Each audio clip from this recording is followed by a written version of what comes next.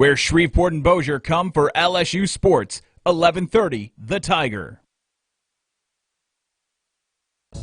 Good afternoon. It's the Patrick Netherton Show. Voice of the Demons, right? Yes. Touchdown, Demons! Brined, marinated, or dry rubbed, it's sports the way you like it. Sports Center Top 10 right there! Talking to the biggest names, bringing you the best interviews. He actually smokes his beans. Thank you, Mr. Know-It-All. The cooler is full, and the brisket is resting. Just a nice little pull, and it comes right apart. That's perfect. We eat ribs with this dude. Here's your master of ceremonies, the Kansas City Barbecue Society certified expert, Throw the fade, looking for Ferguson. Got it! Patrick Netherton. 13-yard touchdown. Demons are back in it.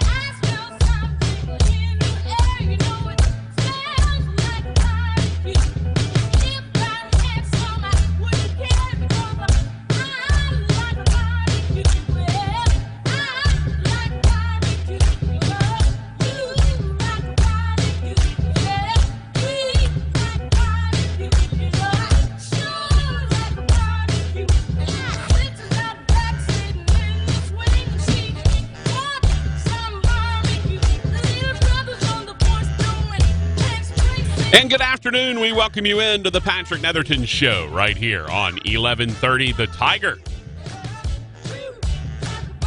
Man,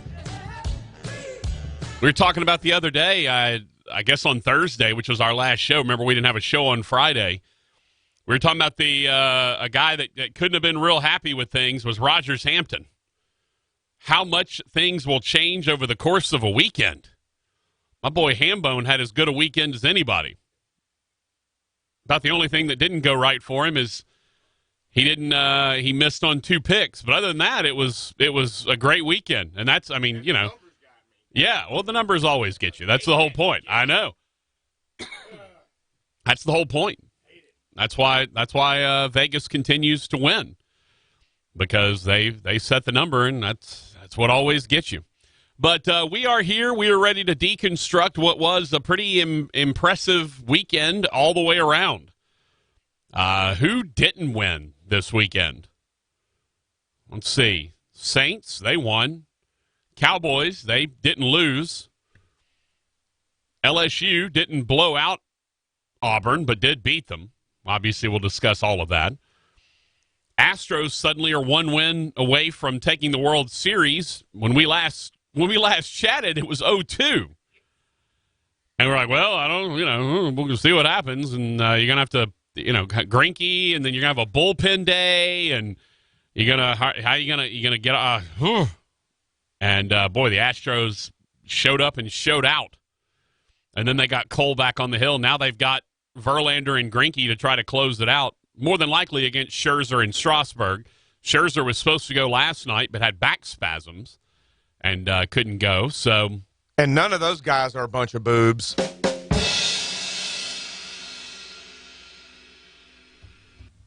See how it feels? See how it feels? It feels great, actually. No, it feels tremendous. I'm just letting it breathe a little bit. Just like and so were they. Yeah. Oh! Come on, if I'm going to lob one up to you like that, I hear you. I'm going to knock it right back You better to you. Jordan Alvarez that thing. Woo, finally. Yeah. Jordan is having a hell of a series. Yeah. 3 for 3 last night before he got pulled for defensive replacement. Yeah, one of our texts this morning tried to harsh my mellow, and I was like, man, all the Houston teams, Rockets, Texans, Astros. Guy comes in, yeah, but the Cougars lost. Yeah, but I said my weekend. That was Thursday night. It was Thursday night. Thursday night's not a weekend, so I got him on that one. And Fletch was like, that was pretty good, man. I told you Thursday was a bad day for Hambone, right? Yeah. The Astros had just gone down 0-2. You had the Cougars lost. It was kind of rough. The only good news for Hambone was he didn't have to work Friday afternoon. Yeah, I got to get out of here a little early. Yeah, he got to roll out early. The good news for me is I actually got to call a winning football game. Yes. Whew. Been a while.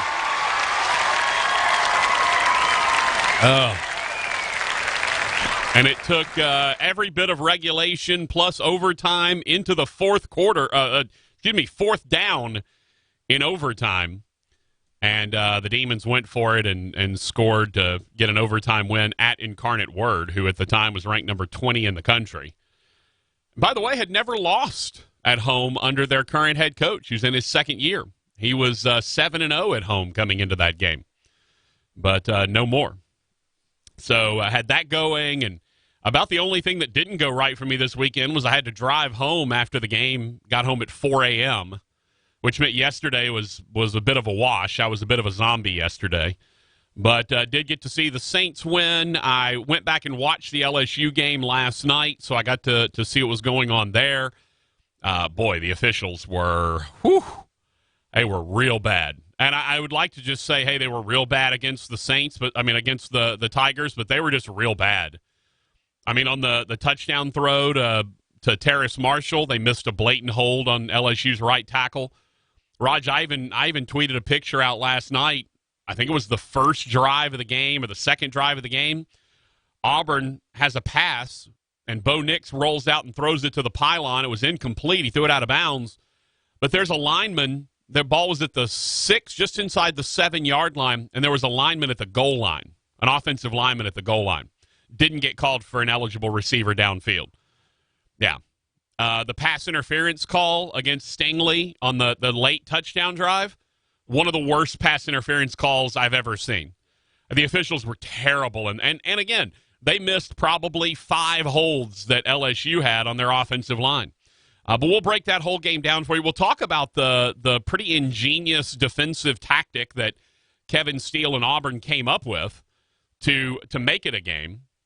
Because let's be honest, that game reasonably should have been 35-20 at best, or at worst, I should say. It should have been more like 42-20.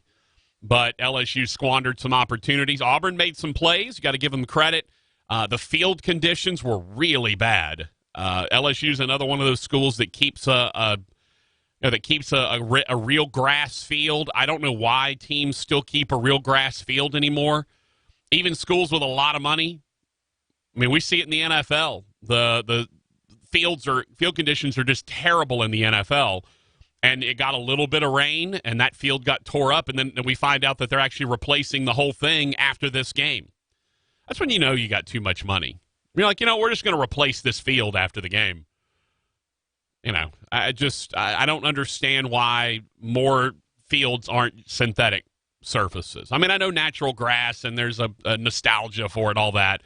And I get there's some issues with having a synthetic surface, the pellets, and it can get a lot hotter on a synthetic surface than on natural grass. And it doesn't look, it kind of has a different aesthetic to it. But, I mean, come on, man. The field conditions hurt LSU in that game. I mean, and I thought, and look, I know everyone loves to dog Gary Danielson, but, man, he was really good in that game. He only missed on one thing that entire night, and he was right on top of that Joe Burrow QB sneak on 4th down where his foot slipped. I mean, he was saying it as it happened. I know LSU fans love to hate Gary Danielson, but I'm telling you, the dude's a really good analyst. He's really good at his job. But so again, we'll break all of that down. We got a lot of stuff to talk about. We'll talk about the Saints. Obviously, we're all idiots. We'll cop to that. We wanted Drew to stay out for another week. And I'll tell you about one of our guests that actually changed my mind on that a little bit. One of our guests from this past week changed my mind a little bit on Drew Brees and whether he should have played this past weekend, or I guess yesterday. So we'll talk about that as well. We've got to get into that. But yeah, we've got a ton of things to discuss. The Texans got the win. The Astros won 3. The Saints got a big win. It was a big weekend for Louisiana football teams. Oh, and Raj, I did see something that made me laugh. It was LSU ranked number 1. Saints are 7-1, and Popeyes is bringing the chicken sandwich back. Who's going to stop Louisiana? Louisiana's having its best week ever, I think, at this point. LSU and the Saints both get their bye week this week, so they're both off. They get to both relax, enjoy themselves. Drew Brees made a Studio 54 reference, which I'm sure pretty much none of his teammates understand because he's 59 years old, and the rest of them are 22. So we got a lot of stuff to cover, a lot of ground to cover, but it's all calls and all texts today. We're going to take your thoughts, your opinions. What did you see? What did you like? What did you dislike? Saints, Texans, Astros, LSU Tigers, Northwestern State Demons, you name it, we'll discuss it. And we'll break it all down for you. From the terrible officiating to Kevin Steele's terrific defensive game plan against LSU to how LSU responded to that and adjusted to it in the second half. We'll probably talk a little bit more about Gary Danielson, the really poor officiating in that game, obviously. We'll get to that and a lot more. Saints we'll talk about just another sort of ho-hum. They dominate defensively. They're putting up defensive numbers that they haven't put up since the Dome Patrol years. And I'm not sure. I think just now people are starting to figure it out nationwide that, hey, we're talking a lot about the 49ers defense. We're talking a lot about the Patriots defense. But maybe we should be talking a lot about the Saints defense as well. They deserve to be in that discussion. So we'll get to all of that and your phone calls and texts. You can call us at 318-320-1130, 318-320-1130. You can text us at 318-657-0HAM, 318-657-0426. That's your phone line and your text line. You can also find us on Facebook. We're on Facebook Live. Go to Facebook, search for The Patrick Netherton Show, or just go to facebook.com/Netherton Show. Follow along with us on Facebook Live. I've got the Northwestern shirt on after the Demons' victory. Haven't gotten to proudly wear the NSU shirt. I mean, I always do, but haven't gotten to wear one after a win yet this year. So we're sporting the old school block in Northwestern State shirt after the Demons' big overtime win on the road in San Antonio. But you can also send us a message on Facebook if you like, either on the live broadcast or just on Facebook in general. We'll respond to those, get those on the air as well. You can find us on Twitter at Netherton Show. That's the main Twitter feed. That guy over there is at Heyboy Rogers, and I am at PT Netherton. So join us over there if you like. It is a great way for you to be a part of the show. Also, the app. The app is a great way for you to listen. That's how I always listen when I'm at home, because I don't have a regular radio anymore, and I listen sometimes when I'm on the road. I will listen in, tune in that way, and get to listen to the show. Also, don't forget we're giving away a pair of tickets to every LSU home game. Obviously, it'll be 3 weeks before LSU is back at home. It'll be a month before LSU is back at home. They've got Arkansas and Texas A&M. I forgot they have the Ole Miss game on the road before that. Bye week at Alabama, at Ole Miss, then back home for Arkansas and Texas A&M.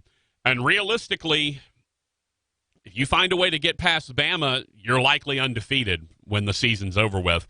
I still thought it was 11-1, and you'll remember, Raj, I thought they'd beat Bama and lose to A&M. I based that on the fact that I thought Kellen Mond would move forward this year.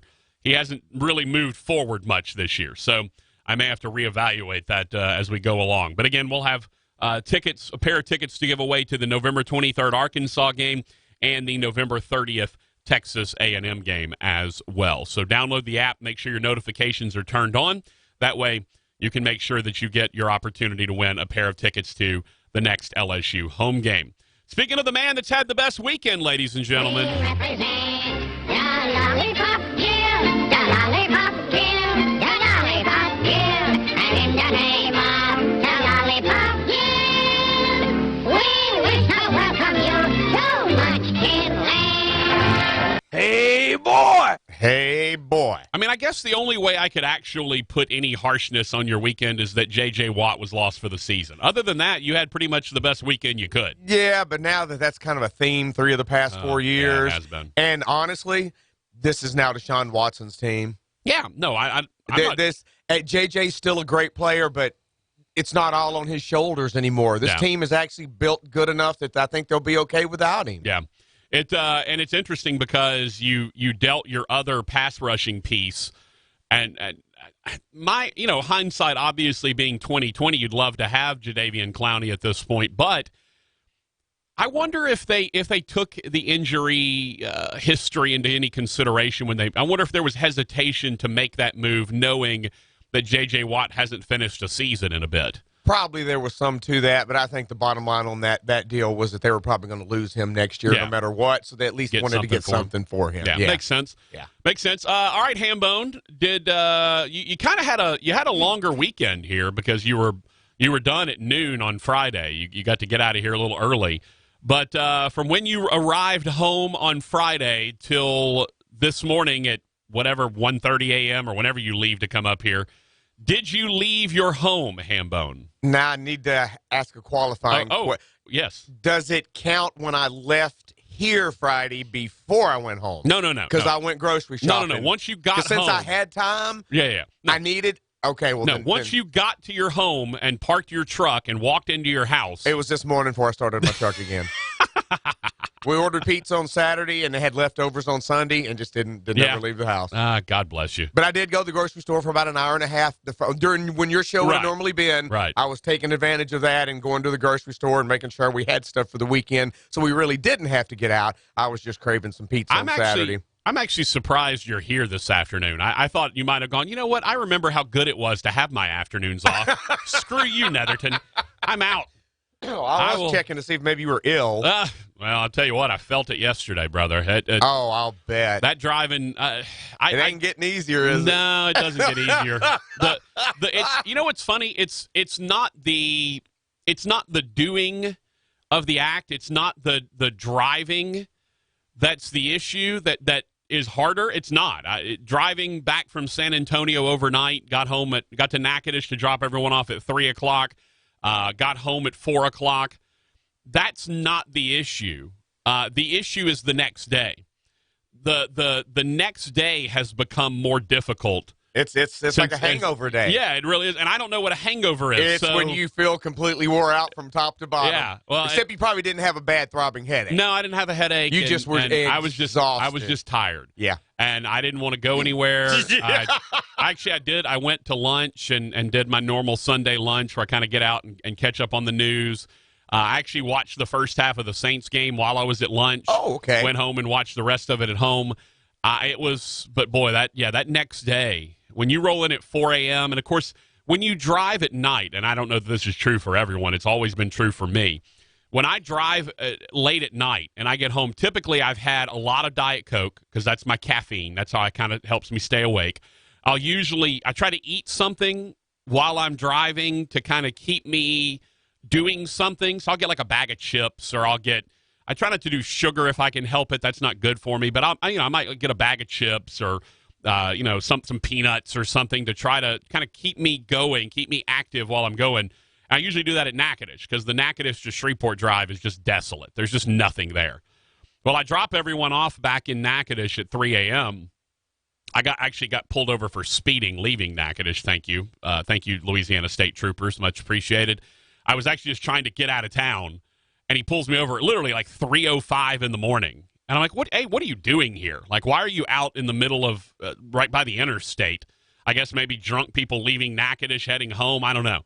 And he's like, sir, you were speeding. And I'm like, I know I was speeding. I'm trying to go home. Like, I'm exhausted. And he's like, well, all right, well, here's your ticket. And I'm like, yeah. Oh, yeah. Yeah, well, I'd already paid the other one, and I'll get this one fixed. I'm not worried about that. But that I just wanted to go, you know what? I'm just trying to get home, man. Like, I'm literally trying to get home. I was about to get on the interstate right when he pulled me over, and I was like, come on, man. Just leave me alone.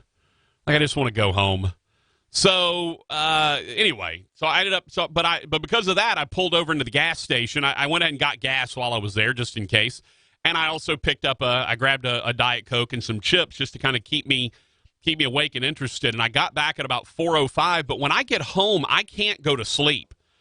Like, I'll go get in bed and I'm exhausted, but I won't sleep for at least an hour. So I'm in bed, like playing on my iPad and watching stuff on my TV and I can't. And so I end up falling asleep probably about 5:30 in the morning.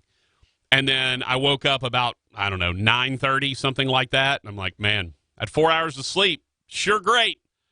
So yesterday I was a bit of a zombie. I was trying to finish the LSU game last night after the Saints game. I wanted to watch the whole thing since I hadn't seen any of it. I actually didn't even see highlights. I was trying to kind of keep a clean slate going in. I knew what the game, I knew what had happened, but So I go in and I watch the thing, and it was about 11:30 before I got finished with the LSU game.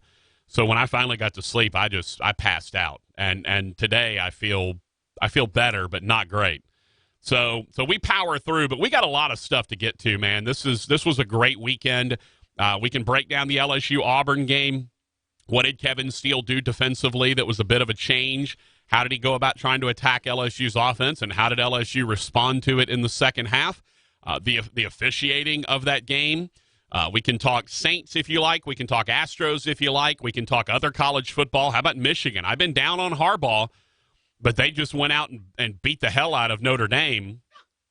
So what I'm curious about is, does that say more for Michigan, or does that say more for Notre Dame? That's kind of where I'm at right now is what does that say more about? You got Ohio State continuing to roll. LSU's now number 1 in the polls. Y'all know how I feel about polls. Not a big fan of them. Electric polls or college football polls or stripper polls. I'm just not in favor of any of them. I think all polls should be outlawed, at least until mid-November. Give me my first poll in a couple of weeks, and we'll, right after LSU-Alabama play, I think we'll have a clearer version. But right now, LSU definitely, just based on results on the field, should be the number 1 team in the country. I don't think there's any doubt about that. They've played the toughest schedule. They've got multiple, 3 now top 10 wins. Nobody else has anything close to that on their schedule. So they deserve to be number 1 right now. And again, all of that doesn't matter until the committee puts out their first poll, and then that doesn't even matter until the committee puts out their final poll. That's the only one that actually matters. So anyway, we can discuss all of that if you like. You can call us at 318-320-1130, 318-320-1130. You can text us at 318-6570-HAM, 318-657-0426. Hambone and I will talk a lot about what went down over the weekend.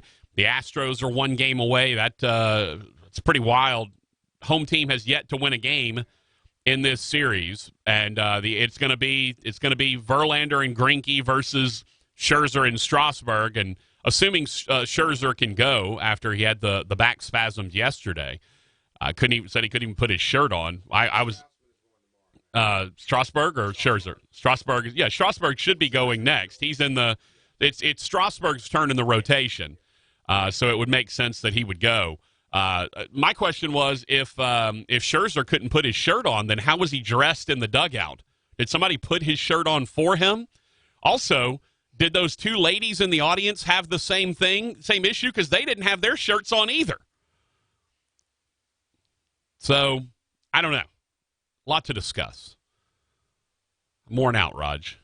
But the Demons are won. Hey, I can't complain. The Demons won. Always better for a 6-hour drive off of a win than a 6-hour drive off of a loss. There's no doubt about it.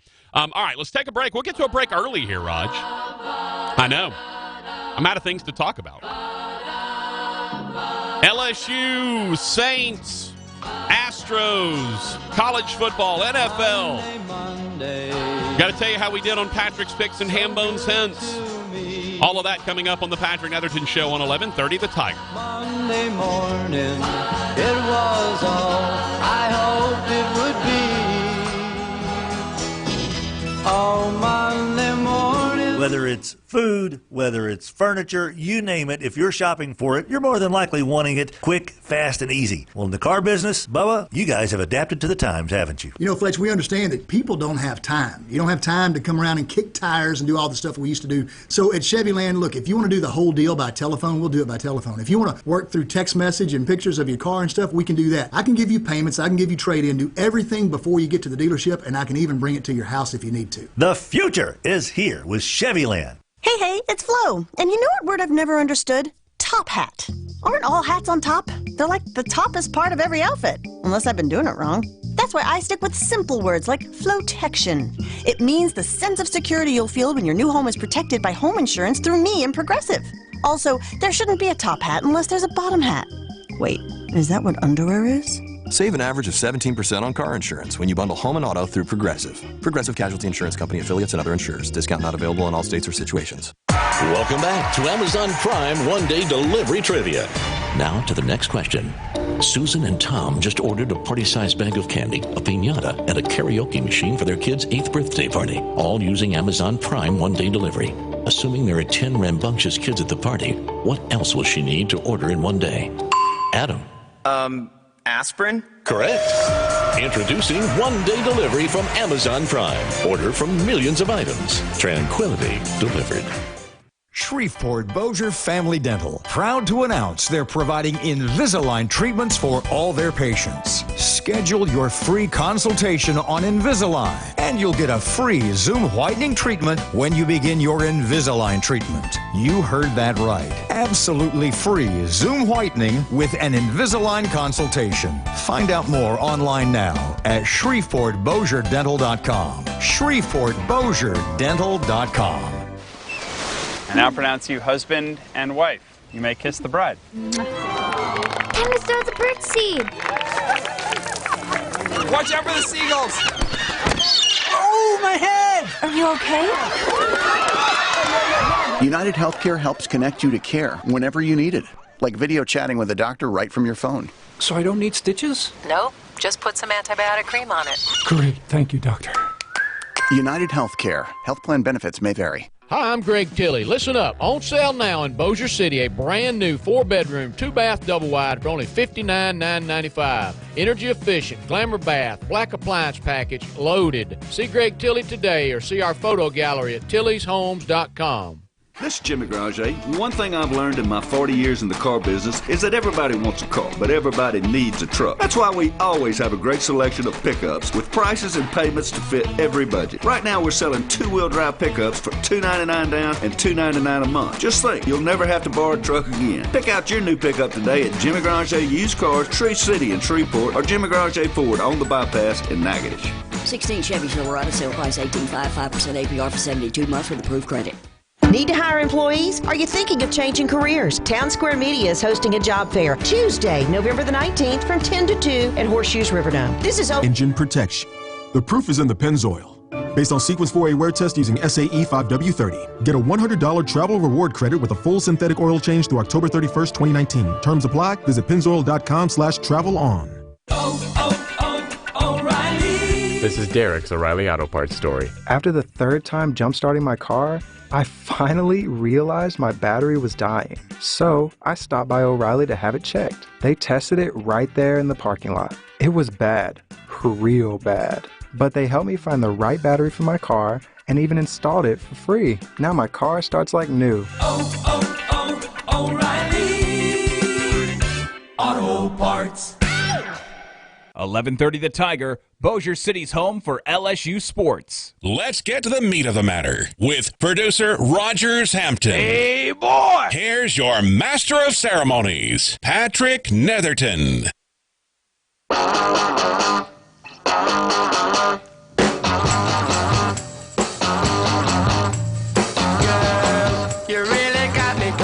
Rod, you really got me going. You got me so I don't know what I'm doing. Raj. You really got me now. You got me so I can't sleep at night. That was just driving home. That got me where I couldn't sleep till the morning. It's the Patrick Netherton Show right here on 1130 The Tiger. That guy over there is Rogers Hampton. I'm Patrick Netherton. You can call us at 318-320-1130, 318-320-1130. You can text us at 318-6570-HAM, 318-657-0426. You can also find us on Facebook Live. You can find us on the app. A lot of ways you can get in touch with the show if you would like to be a part of the show. We'll break down LSU and Auburn. We'll talk about the pretty creative defense that Kevin Steele came up with to try to combat the LSU offensive juggernaut. Not often you can say that. The one criticism of Gary Danielson I have is he couldn't pronounce Steve Ensminger's name right. He kept calling him Steve Emsinger. And like a guy who just sings the letter M all the time. M. Yeah, he kept calling him Steve Emsinger. But other than that, I thought Danielson. And I know LSU fans are so predisposed to hate Gary Danielson. Everyone thinks he's super pro-Bama. And here's the thing. If you have one program that's been dominant you know what you're going to say about them? Mostly really good things. You know who you don't say good things about? Programs that suck. You know who doesn't get a ton of positive press these days? Tennessee and Vanderbilt and Kentucky and Arkansas. Hard to say good things about them. You know who they do say good things about? The teams that don't lose. I mean, Gary Danielson called Clyde Edwards-Helaire the most underrated player in the SEC. And he's probably right. By the way, that dude is really good. I think it just took him getting into the right offense. And we're going to talk about the run game for LSU and how the second half was the major adjustment they had. And it was in the run game. So we'll discuss that. But call us at 320-1130. Text us at 657-0-HAM, 318-657-0426. Let's get to some texts. Chad chimed in and said the field is to be replaced after the season. Well, then they misspoke on the broadcast because I believe it was the sideline reporter who said that the field was going to be replaced after the game. After that game. Well, they have a bye week, so I mean, you'd think maybe they could replace it. They actually have. Look, they don't even play at home for a month, so it makes sense if they were going to replace the field, they could do it. So I don't know if you're right or I'm right, Chad, but I know the sideline reporter did say that they were going to replace the field after this game because again, they've got a whole month before they play at home again, so they could certainly do that. Raj, Ed Hardy actually texted us, but he's called us as well. So. Should I read his text or should I just let him read his own text? This is like if you see the commercial, Raj, where the guy shows up at the other guy's house and he's like, "Not much. What are you up to?" When the guy opens the door and the dude's standing outside and he goes, "Not much. What are you up to?" And he goes, "Are you responding to my text in person?" And he's like, "Yep." He goes, "LOL. Come on in." No, it's great. Like this guy, literally, he rings the doorbell. The other guy opens the door, and the guy standing outside goes, "Not much. What are you up to?" And he goes, "Did you just answer my text in person?" He goes, "Yep." And I did see someone who said, if you come to my house and answer my text in person, I might kill you. Yeah, I'm just saying. It's that's the sign. That might be the sign of a serial killer if you go around answering texts in person.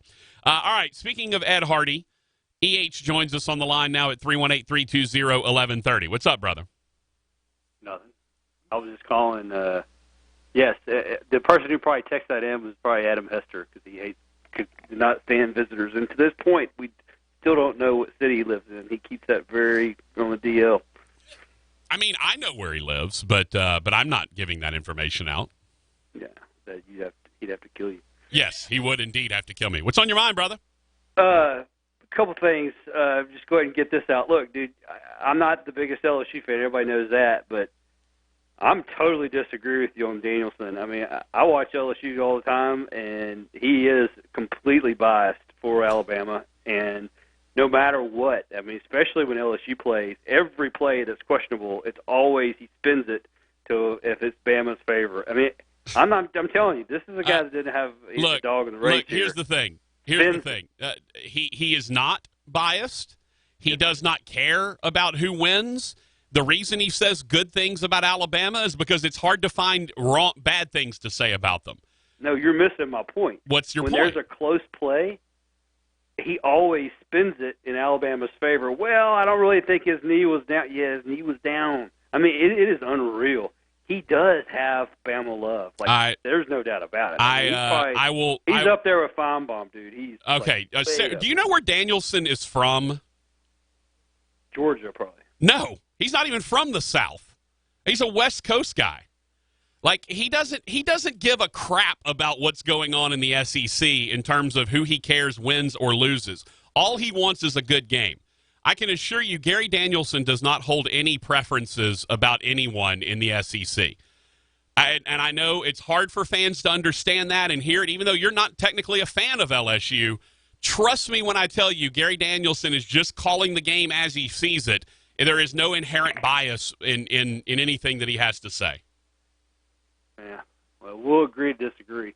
Now, I'm just telling you the truth, EH. I mean, look, you know him. I'm sure you do know him. Well, I mean, he and I have met before, but it's not. Yeah. I don't know him. He and I aren't friends. But he doesn't. It's not like he went to an SEC school. It's not like he cares about the SEC. He does because it's his job. But he doesn't have preferences when it comes. He wants a good game, and he's calling the game as he sees it. And if fan bases feel like it's against them, that's their biases coming into play, not his. I mean, I'm not saying he's got an LSU, bobblehead doll or Mr. T in the background, but, I mean, it's just weird. Like, once it's brought up to you, and then all of a sudden you just start listening, and it's like, wow. I mean, it is. It's uncanny. Maybe it's a quinky-dink. I don't know. It doesn't bother me either way. And actually, sorry, he's a Midwestern guy. He's not a West Coast guy. He played at Purdue. He's from Michigan. He still lives in Michigan now, I believe. Look, he's not trust me. There's not a bias involved there. It may be he sees a play a certain way and other people see it another way, and that's the problem. Like, if I ask an LSU fan, was Derek Stingley's knee down when he fielded that punt, probably most of them are going to say it was. I didn't think it was. And so that's the issue you run into, is everyone has inherent bias when they come into this. All I'm telling you is he's calling it the way he sees it, and he does not have favorites when it comes. Trust me. You know who's one of the worst guys to deal with in the media is Nick Saban. You know, one of the best guys to deal with in the media, Ed Orgeron. So are you telling me that he would favor Nick Saban's team over Ed Orgeron's team? No, it's silly. Just because the Twitter followers are he's not even on Twitter. I don't know. He has no idea what Twitter is. Direct mail. Who knows? Yeah, you think people are direct mailing him these days? Probably. Got some snail mail? Harvey Updike probably does. Yeah, I mean, Harvey's sending him tree poison in the mail. All right, dude. So I was in my car. I listened to the whole fourth quarter of the Demons. Great call, by the way. Thank you. You did a great job. Appreciate it. So your Demons, it's like I'm just like, I went back and looked at the box scores and all that. It looks like they get off and then to a big lead or they're in the game and all of a sudden they just fall apart in the second half. What a complete opposite. Well, it happened the same way, EH. The third quarter I've never seen a team that has more struggles in one quarter than Northwestern does. They are now being outscored 109 to 31 in the third quarter. Good. So it happened again. Yeah. No, the Demons got up 7-0. It was back and forth. The game was a 1-point game at halftime. Demons were down by 1 at halftime, and then Incarnate Word comes out and scores 2 touchdowns in a row. They had a pick 6 on the opening drive, and then they turn around and they go down the field and score again, and you're like, well, here we go again. The good news is then that they muffed a punt, gave the Demons the ball inside the 10. They turned that into points, and the rest of the way the game was on. But it was 31-16 just a few minutes into the third quarter when it was 17-16 at halftime. And that's been the issue for the Demons. Somehow whatever happens at halftime is not working for NSU because their early third quarters are just abysmal. I'd like to go back and find out how many points they've given up in the first, say, 5-6 minutes of the third quarter. It's got to be astronomical. Oh, yeah. But, I mean, hey. That they came back and won it. And how they came back, and I talked to you last week, or whenever it happened, about they should have, kicked the extra point. Hearing, I forgot that was the receiver you talked to, and what he said totally changed my mind about going for 2 now. What was his name? You talking about Quan Shorts? Yeah. It totally changes my point of view about going for 2 and how I am just an armchair hack who does nothing. It's because you could just hear it in that kid's voice. He said, yeah, Coach said we're going for 2 no matter what. We're here to win. And that's it. So you lose last week. It's like they weren't in the Southland race. It's not like they were going to go to the playoffs. So you went for 2, and there. He's just out. He's got that's Buster's style. Buster in my 42 years of existence, Rogers. Buster has never said goodbye to me on the phone once. He just hangs up. You'll be in the middle of talking, and you realize Buster's just not there anymore. Like, okay. A lot of times he'll end the conversation by going, all right. And he's like, all right, I'll talk to you later, bye, or whatever. He'll be like, all right, call me. Click. Okay, well, yeah, I'll do. Oh, wait. Oh, he's off. I didn't. Man, that was abrupt. The Northwestern State is probably more confident than they should be, I guess, is the way to put it. But they're a group that's not ever going to stop fighting you, and that's a reflection of Brad Laird. They're going to keep clawing, keep fighting, keep scrapping, trying to find a way to win the game, and they got it done this time, and it took them going to fourth down in overtime.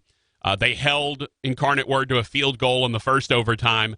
They moved the ball down to first. They got a pass interference in the end zone on first and goal from the 4. That moved it, of course, to the 2 because a pass interference inside the end zone, inside the 20 or 25, is moved to the 2-yard line. I think it's inside the 20, is moved to the 2-yard line. So they put it at the 2-yard line. They run, don't get it. They run, don't get it. They run, don't get it. Now they're inside the 1. Laird elects to go for it. And actually, Raj, there was some controversy at the end of this game. You ready for this? This is pretty wild. So the Demons went with a delayed snap count on fourth and goal from inside the 1 to try to win it. And they actually drew Incarnate Word offsides. So Incarnate Word jumps, Demons snap it, Shelton Epler throws Daquan Shorts on a slant. He catches it. It's a touchdown. Everybody freaks out. But I'm on the air. I'm freaking out on the air. But then all of a sudden I realize, well, wait a second. If they said that the defender jumped into the neutral zone and contacted one of the offensive players, it's a dead ball. Now no one whistled it dead. So I'm on the air going, okay, it's either they move it even closer to the goal line inside the 1, and we're doing it again if they ruled that it was a dead ball, or Demons decline the penalty and it's a touchdown and NSU goes home. So the officials got together, and we're all sitting there trying to figure out what happens. The head referee comes out, says, offsides, penalty is declined, result of the play is a touchdown. Demons go sprinting around the field. One of the offensive linemen gives Brad Laird a bear hug, probably killed him. I think Laird might be about half the man he was before after Chris Zirkle bear hugged him. But it was great, man. It was really nice, and it was good to see, and I'm so happy for those guys because they're all good people. And the players are a good group of kids, and they deserved to have something go well and have something go right for them. And so, Raj, here's the crazy thing. They travel down to face your father's alma mater this weekend at McNeese, which more than likely means, Raj, we're going to have Ed Orgeron on as our halftime guest on the show because O's going to be there. His son Cody is the starting quarterback at McNeese. Obviously, LSU's off, so he's going to make the trip to Lake Charles for Saturday. And the last time this happened, they also had a bye weekend, and he was sitting in the suite next to us, and I texted him real quick. I was like, hey, you want to come on for halftime? He's like, absolutely. So he just walked around from next door. We'll get him on. I'm 99% sure he's showing up for that game because why wouldn't he? And B, I'm about 90% certain that we'll be able to get him on for the halftime show and have him on the Demon Sports Network. So I'm very much looking forward to chatting with. And it's just seeing Bebe. He's just such a good dude, and he's having such by the way, he's now 7-1 against top 10 teams in the last 3 years, whatever it is. The only teams that he's lost to overall in the top 10 is Alabama. I mean, the dude's he's never lost to any other top 10 team as the head coach at LSU other than Alabama. It's pretty wild what he's doing. All right, let's get to some more text, then we'll catch a break at 318-657-0-HAM. By the way, EH's text, Raj, was, since it was the World Series, did you double case or single case it? I think he means Budweiser consumption. You had 3 games. You had Friday, Saturday, Sunday. It was a long weekend. So, yeah, yesterday was indeed a long day. Yeah, you had a lot. They had a full day, starting at noon all the way till about 10:30. Pretty much same Saturday from Friday night to the Astros game Friday night to the Astros game last night. It was pretty much all my teams were on TV. Yeah. It was pretty sweet. And have them win's even sweeter. Yeah. Let's see. 318 says, I really think LSU was their own worst enemy, either with penalties and some poor play calls and short yardage. Yeah, I mean, realistically, that game was about 35-20. Really, that game was more 35-10, or 35-13, excuse me, 35-13. The pass interference on Stingley on the last touchdown drive was an absolute gift. It was a terrible, terrible pass interference penalty. Stingley just kind of sort of basically rested a hand on the dude's shoulder, never did anything to him. Both Danielson initially said, I thought it was pass interference. Then he goes back and watches it, and he goes, no, that's definitely not pass interference. They bring in Gene Steratore. Steratore said, no, not pass interference. None of them agreed with it. So that was a bad – that whole game was bad for the officials. They missed a lot of stuff that went down in that game. No doubt about it. Dan the Man says they said they would replace the turf after the last game of the season. Well, they may want to replace it now because after what happened after that rain in that Auburn game, I mean, chunks of turf were coming up. Footing was terrible. They might want to go ahead. If they can do it in a month, they might want to go ahead and replace it now. 903 Rod sent me the picture of Pitmaster Ramon from the Marshall subway. Yeah, Pitmaster Ramon, man, we don't know exactly what's going on with that guy. He's obviously operating. He's got 29,000 Subway franchises to do beef for. So yeah, that's a tough one. Let's see. Chad chimes in and says Danielson sees games through Bama-colored glasses. He sees it, as you say, in Bama's favor, as the caller said. If you polled 100 people, 95 would disagree with you. Well, then 95 people are wrong. I just hate to tell you, everyone has their preconceived biases. Gary Danielson doesn't give a damn what goes on in the game.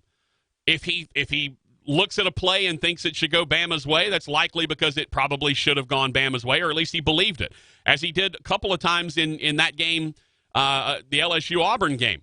Danielson said a play, he thought like the pass interference on Stingley. He said when he first saw it, he thought it was pass interference. He went back and watched the replay. He said, no, that's definitely not pass interference. He didn't push him. He didn't, because you saw the hand on the shoulder pad of the receiver, and then you saw the receiver kind of go flying, almost as if he pushed him. But then when you saw the replay, you could see that very clearly was not the case. 318 said, I'm concerned that that was last week. The only fan base that doesn't sense a Bama bias from Danielson are the Gumps. Do they really feel like anyone's biased? Don't they feel like everyone's biased against them at this point? I mean, come on. Everyone just needs to calm the hell down. Draco said, did you see what the Lombardi guys said about the Auburn offense? No. I don't know.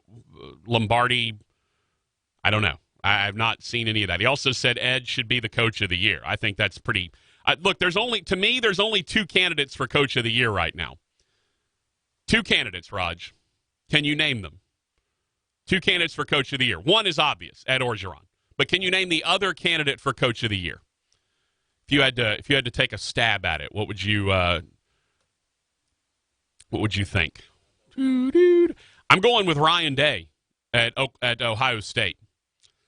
You talk about a guy who's his first year, right? He's got a transfer quarterback. No one knows what he's having to. He comes in a tough situation. All the stuff that went down with Urban Meyer, all of that mess, and he comes in and they're blowing people out and they're looking really good. Now, granted, they haven't played a tough schedule at this point, but they're still handling their business. So for me, anyway, I would say coach of the year right now is between Orgeron and Ryan Day at Ohio State. Captain Insano brings up P.J. Fleck of Minnesota if he can beat any of the ranked teams they'll play. Also, another 318 says P.J. Fleck. Not a bad choice. Another 318. P.J. Fleck should get some love for Coach of the Year. Yeah, I don't disagree with you. He's done an amazing job at Minnesota at this point, but I need to see, can he finish this thing off? Because there's some the schedule to this point. I'm looking up the Minnesota schedule real quick. Yeah, because I don't want to say they haven't yet played anyone, but you know who they still have yet to play? Penn State, Iowa, and Wisconsin. So let's calm down a little bit on P.J. Fleck. Now, if you go and beat Penn State, someone brings up Matt Rule at Baylor. Also a good choice. Baylor is having a heck of a year, kind of under the radar. I think that's great. But here's the Minnesota football schedule so far. South Dakota State, who was just on game day and lost to North Dakota State, at Fresno State, Georgia Southern, at Purdue, Illinois, Nebraska, at Rutgers, and Maryland. So they basically played nobody up until this point. Maryland has we've seen some flashes. Rutgers is terrible. Nebraska's underperforming. Illinois is now okay, but they weren't great back when they played them in week 5. Purdue is a dumpster fire. By the way, Jeff Brom, did you see the salary post that came out from USA? Jeff Brom's like the 12th highest paid coach in America or something. Holy cow. And he was the big name. He was one I kept saying, oh, well, we need to see. I thought Brom should have been in the mix for the LSU job when it came open. I thought he was one of those good minds. And by the way, LSU fans, all the ones that were furious that Tom Herman didn't become the coach at LSU and they got played and, we had to settle for Ed Orgeron. You want Tom Herman right now? Would you rather have Orgeron or Herman right now if you're LSU fans? Obviously, the answer is Ed Orgeron. Bama Doug said, trying to call, keep getting a busy signal. Now you know me, it's have you got me blocked. Well, you're trying to call my text line, Bama Doug. The text line and the caller line are different. The text line is 657-0426. The caller line is 320-1130. And we don't block anybody because if I told Rogers Hampton to block a number on that phone line, he'd be like, I don't know what the hell you're talking about. Leave. He's like, I'm going to need you to leave. Yeah, so Bama Doug, if you want to call, feel free. We're about to take a break, though, Bama Doug. So if you want to call after the break. But it's 320-1130, not the text line that you need to call. That's right. All right, we're going to get to a few more texts when we get back. Again, it's all calls and texts today on the Patrick Netherton Show. A lot of reaction, LSU, Auburn, Saints, Astros, if you like. All of that coming up on the Patrick Netherton Show. And Bama Doug will call us, I'm assuming, on the right number this time. We'll be back.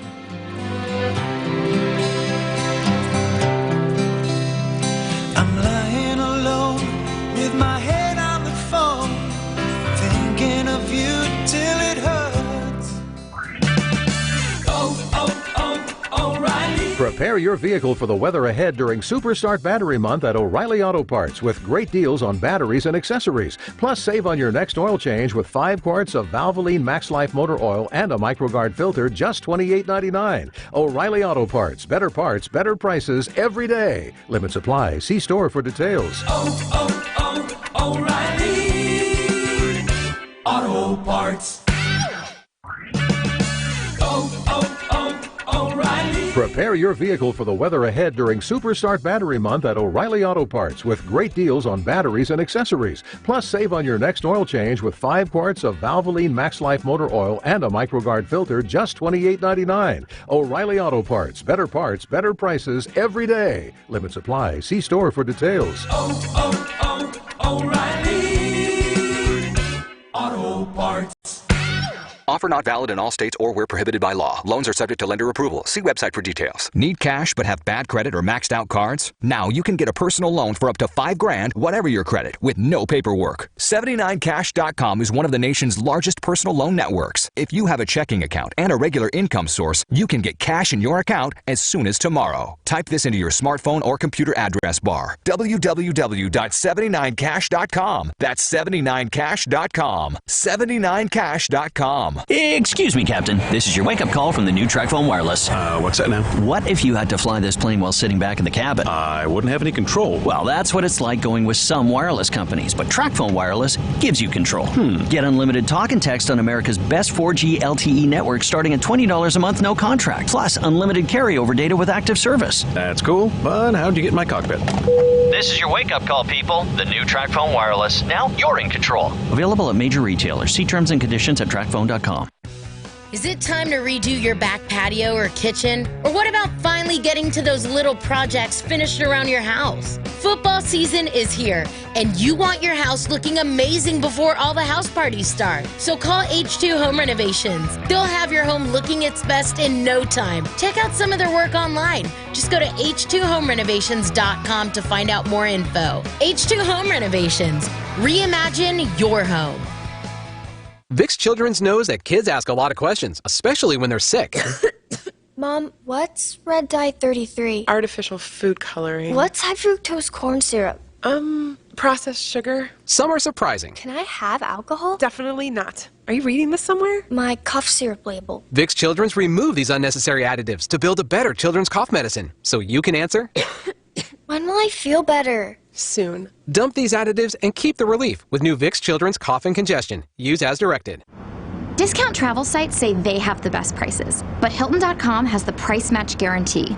Look me in the eye. If you find a better rate, they match it and take 25% off.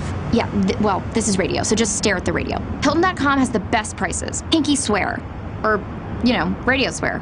Plus, you can choose your exact room and get free Wi-Fi. Cross my heart, stick a needle in my radio. Expect better. Expect Hilton. Must be a Hilton Honors member. Applicable terms and conditions at Hilton.com. Pinky swear. Hey, you're that famous actress. You must travel so much. What's the best site for hotel deals? Hilton.com. No. One with crazy savings. Hilton.com. With their price match guarantee, if you find a better rate, they match it and take 25% off. No, one with lots of options. Hilton.com has 16 top hotel brands. Hampton, Hilton Garden Inn, Waldorf Astoria. Hilton.com. You should totally do their commercials. Expect better. Expect Hilton. You're good. I know, thank you. Applicable terms and conditions at Hilton.com. Hello, Saver. At Walgreens, we like the way you save on things. Take afternoon matinees. You know they have the same endings as full-price movies. And copays on Medicare Part D prescriptions. You can get them for as low as $0 with select plans. So when you choose a plan with Walgreens as your preferred pharmacy, you know you're saving smartly. Walgreens, trusted since 1901. $0 copay on Tier 1 generic drugs available through select plans that include Walgreens as a preferred pharmacy. I now pronounce you husband and wife. You may kiss the bride. Time to throw the bird seed. Watch out for the seagulls! Oh, my head! Are you okay? United Healthcare helps connect you to care whenever you need it. Like video chatting with a doctor right from your phone. So I don't need stitches? Nope. Just put some antibiotic cream on it. Great. Thank you, doctor. United Healthcare. Health plan benefits may vary. 11:30 The Tiger, your home for LSU sports, powered by Jack Spring Electric. KWKH, Shreveport, Bossier City. Prince's tackle at the 25, 10-5, touchdown, Tigers! Floating through the airwaves like smooth hickory smoke, Patrick Netherton.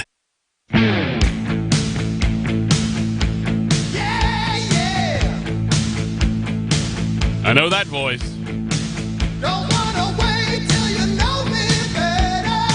What's his speaking voice like? Is it high? Because he sings like so high and kind of that, everybody! Like, is just normal speaking voice? Let me hear you, Shreveport! I tell you what, though, boy, because as you get older, you start to. Your voice deepens as you get older, and you stop. There you go. You stop getting the ability to really hit the high notes. So hearing him try to hit the high notes, it can be troubling at times. It can be a little tough. Let's go through a couple of texts at 318-657-0HAM, 318-657-0426. 318 said Matt Rule. Yeah, we'll go through his schedule in a second as well. Cody said, "Can we give it to a receiver's passing coach?" LOL. Yeah, Joe Brady certainly. I got to imagine. Well, here's the thing. Say what you want, but Joe Brady has made a huge influence on that offense. But it's not like he's the guy. And he's not the only play caller. It's still Steve Ensminger's offense, or Steve Emsinger, as Danielson kept calling him. It's still Steve Ensminger's offense. So. Would you put up Ensminger / Joe Brady for the Frank Broyles Award for the best assistant coach in the country? I mean, he certainly could. Captain Insano says Fleck, if he can beat any of the ranked teams, they'll play. Les Miles too. Actually, Mac Brown has won some games I didn't think UNC would win as well, but Minnesota is a nobody. It's not that Minnesota's a nobody. They're in the Big Ten. The problem is they've played a nobody. And that's ultimately the thing. Yeah, it's great that you're undefeated, but if you haven't played anyone, then your undefeated record is a little bit suspect. You look at Baylor, right? Baylor's undefeated. Stephen F. Austin, Texas San Antonio, Rice. They got Iowa State at home and won by 2.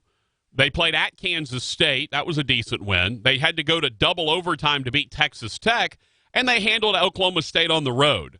Now, West Virginia at TCU, Oklahoma, and Texas back-to-back. So I'm just going to look. Matt Rule has done a great job in a terrible situation that he inherited after the Art Briles scandals broke. He inherited a terrible situation, and he has done a remarkable job. But everyone needs to calm down on their 7-0 stuff until they actually start playing some real teams on their schedule. Also, Raj, we got a Buster text. Buster said he wanted to congratulate you on making it through your weekend without being attacked by your cat, which I'm assuming you did. I don't see any fresh wounds. Okay, he's healing up. He also said the Minnesota Gophers coach, nobody said they were going undefeated. They just never been undefeated this late in the season. And again, get through Penn State, Iowa, and Wisconsin and be somewhere, get through them 2-1, and then I will definitely look at you as a potential coach of the year. No doubt about it. All right, let's go to the phones. Bama Doug has dialed the correct number this time to get on the phone line at 318-320-1130. What's up, Bama Doug? Hey, man, how are you today? I'm good. How are you? I'm all right. I got a couple of things I want to talk about, if you don't mind. First off, I know Hambone was probably bouncing off the walls, man, and the cat would be probably scared to death of him. Yeah. If he was going to attack him. With the way the Astros played this weekend, they were outstanding. Bats finally woke up. I was glad to see that. Yes. But I wanted to start by saying this Gary Danielson thing. I'm so glad that you brought this up today because I'm on all of the Facebook Alabama support groups. Everybody knows I'm the biggest Alabama fan. Well, I probably can't say that because there's, Draco and those guys are big Bama fans too, but I support my team. These people on these support groups, they hate Gary Danielson as much as LSU supporters do because they say that he's pro-LSU and anti-Alabama. And that's the thing, Bama Doug, and that's what people don't understand, and this is what I try to tell you. Understand, I'm coming at this from a different perspective. I'm coming at it from a broadcasting perspective. When you go in to do a game, when you're the neutral broadcast crew going in to do a game, you're not pulling for either team. You don't care what happens. You want a good game, and you want to properly tell the story of the game and the teams that you're doing the games for. It's not about who you want to win, who you like, who you dislike. None of that plays into it. But fans cannot fathom that a guy who played at Purdue and lives in Michigan would come in to do an SEC game and not already have some sort of pre-established bias. It just doesn't exist, Bama Doug, and people don't want to understand that. They don't want to realize that.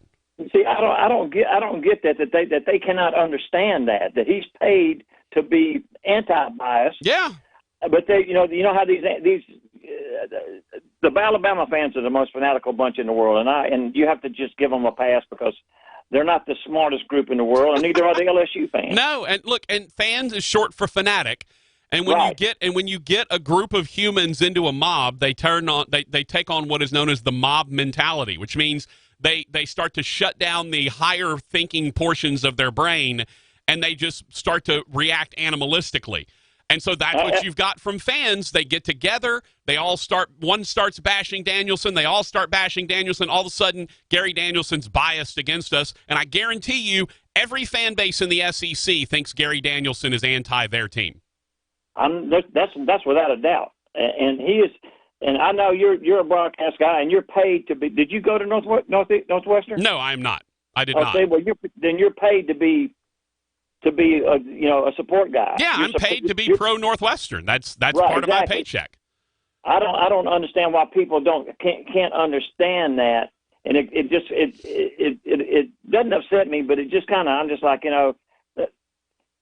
what difference does it make? I mean, in the big picture, I was taught as young, my granddaddy taught me, don't worry about something you can't control. Why in the world would it's constant during the game. If you go when Bama plays it, but I thought he did a great job at doing the LSU Auburn game. Yeah, I did too. I thought he was very balanced. I think he has great insight. I think he sees things very well. He understands what's happening. He's obviously got the trust of the coaches because he has information that when it comes time to reveal it, he reveals good information that obviously came from coaches and players. He's obviously well respected by them. And so, and look, Bama Doug, I live my life by a couple of mottos, one of them obviously being always trust a fat guy to know where good food is. But one of the other ones is don't borrow trouble. Don't worry about things or concern yourself with things that don't matter. And concerning yourself with what Gary Danielson has to say on a particular play is definitely something that doesn't matter. It doesn't matter. It really doesn't. I mean, it's got absolutely nothing to do with what's going on in the football field, and that's the only thing that really matters to me is how the team is playing. I mean, if you watch the games, you can see what's going on. Yeah, or you do like a whole bunch of people do and just mute the broadcast if you don't want to hear from those guys. I tried doing that. I've tried doing that, and the signals are so delayed. The radio is so behind the TV. Yeah. The other problem you run, and by the way, Bama Doug, if you do have a DVR type system, just pause the live until the radio catches up, and then start the TV back on, and you should be synced up. Never thought about that. Yeah, it's simple when you think about it, but it is. Yeah, just pause your TV, let the radio catch up. But some people look, just if you want to mute the announcers entirely, just mute the announcers entirely. That's okay. I don't like it because that's how I make my living is being a broadcaster for games. So I would rather you not do that. But in the grand scheme of things, understand that Gary Danielson doesn't give a damn about what your team does. He's just there to call a good game, hopefully a good game, and he's there to try to point out everything that's going on to the best of his ability. Absolutely, and he does a good job. And he did play at Purdue. If I remember right, they ran a wishbone up there when he was the quarterback. You're older than me, Bama Doug. Yes, I am. I'm probably much older than you. But he was also playing for the Detroit Lions for how many years? Yeah, he played for several they were years. there playing on one of the worst teams in the NFL. And look how nothing has changed for the Lions. He's got great credibility in my book. Agreed. Or he wouldn't be the number one. Him and the number one team for CBS. They get all the big games. Exactly. All the big games. Exactly. And by the way, you better grin and bear it because guess who's showing up in 2 weeks in Tuscaloosa to call that game? Hey, here comes Gary Danielson. I know. And that doesn't bother me. I'm not worried about Gary Danielson. I'm worried about LSU. As you should be. Yeah. And that was something that I also, all of my LSU friends are calling me up going, hey, man, we're number one. We're number one. I'm like, and you should be. LSU should be number one. They played a tougher schedule than Bama, but Bama's going to show up in 2 weeks, and it's going to be a street fight, and it's going to be just like it always is. It's going to be smash mouth. It's going to be a heck of a lot of fun to watch. I know that. I hope Tua's ready, but if the LSU fans are sticking pins in dolls that Tua's not going to be ready, I'm going to tell you, this kid, Mac Jones, is not a bad little quarterback either. No, he's not. He's definitely not Tua, but he's not bad. And look, and give Saban 2 weeks, and he'll be ready. And even on the Facebook pages during the game, they were saying, well, Mac Jones, he's no good. He's no good. Those coaches are smart enough to call these plays, set this whole game thing up. Do you see how the game started up with those pitch jet sweeps? Yeah. Yeah, just to get him a couple of completions. Yeah. Keep him contained, and he made some overthrows, and I've seen Tua do the same thing. I've seen Jalen Hurts do it. Jalen Hurts was one of the worst about doing it, but man, when he's on, he's on. Just like he was on Saturday against Kansas State, and they just give up too many points. You score 41 points, you should win the game. Yeah, absolutely. Absolutely. I mean, Jalen Hurts had nearly 500 yards of offense, and they lost. So he looks like the best quarterback in college football to me. But I tell you what, this Burrow kid is really, really good. He's dangerous. The thing that separates him too is he's like Hurts in the fact that he's not as dynamic of a runner, but he can take off with the ball, and he saved them a couple of times when they were pinned down by. Yeah. The 1 3rd and long run he had early when they plowed him, they hit him real hard, and he popped back up. That was, I think, might have been the turning point in the game right there. That it was 3-0, I think, at that point. They went down and scored. I think that play in particular was a huge turning point. It kind of shifted the momentum a little bit. and sort of let Auburn know that this guy's going to do whatever it takes to win that game. And so I'm Joe Burrow is to me, he's obviously the Heisman front runner right now. But call us in 2 weeks and we'll see where everybody stands. Thanks, Bama. Yeah. Appreciate you, brother. Yeah. All right. At 320-1130 if you want to call us, 6570-HAM. If you want to text us, 318-657-0426. Let's go through a couple more texts. By the way, we had a text from Buster who said the Auburn defense was gassed, but LSU could never get it in the end zone after the run by Burrow. Yeah, there was some opportunities there for LSU, especially those two back-to-back times where they moved it down inside the 10, inside the 5, and couldn't score on either one. Those two were kind of the spots where you really struggled. He also said, watch the game on TV, turn XM radio onto the Auburn play-by-play guys. That gives the Tiger fans a different view of the game. Certainly, you can do that if you like. No doubt about that. Let's see. Jeff said, he's not biased, though. Dude is from Indiana. Yeah, that's the thing. He played at Purdue. He's from Michigan. I think he still lives in Michigan. I mean, Gary Danielson doesn't care who wins the game, who loses the game. He's just there to call what he sees, and that always cracks me up. Kachu said the radio will always be ahead of the TV. You need to pause the radio. Well, it depends on how you're listening to the radio. If you're like Rogers and you have 4 old-school radios in your home, you can't pause that, A, and B, the radio is going to be ahead of the television, just by the nature of how those signals are transmitted. But most people are listening to the radio on the app. The app is always going to be behind the television. Always. So it is very easy for you. If you're listening on the radio, I suggest you get the app. If you listen to 1130 The Tiger on the radio, get the app. A, it's clearer than the actual over-the-air signal. And B, it gives you the possibility that you can, at that point then, you can pause the TV, let the radio catch up to where you are, and then you can sync them almost exactly because the app will always be behind the television feed. So listen on the app or satellite radio or whatever, that's always going to be behind the TV feed. The TV feed's usually going to be at most a play behind maybe. Like my YouTube TV is usually about a play behind, whereas and maybe not even that much, maybe more like 4 or 5 seconds behind. When I'm watching the World Series, my buddy David, that's a big Astros fan, will text me as things happen during the game, and I can't look at his text until the next play happens. Because I'll look down and you're like, oh, Bregman, a home run. And I'll look up and Bregman's about to take a 2-2 pitch or whatever, So I have to be careful. But yeah, the satellite feed will always be behind, or the app feed on the radio will always be behind the television. So pause your TV, let the app catch up to where you are, turn your TV back on, and you'll have it pretty close to as synced as you can get. Let's go back to the phone lines at 320-1130, 320-1130. Derek joins us. Derek, what's up? Hey, man, I'm glad you finally brought up the Herman Ogeron thing. Yeah. And I'm an Aggie, so, I mean, I don't really have a dog in the hunt, but... well, let's be honest. You would like to... I remember, because I got a lot of LSU fans here, a lot of good friends that are sure enough purple and gold guys, and, that, they was beating up on Ogeron, saying, well, if he was that good, then USC would have hired him.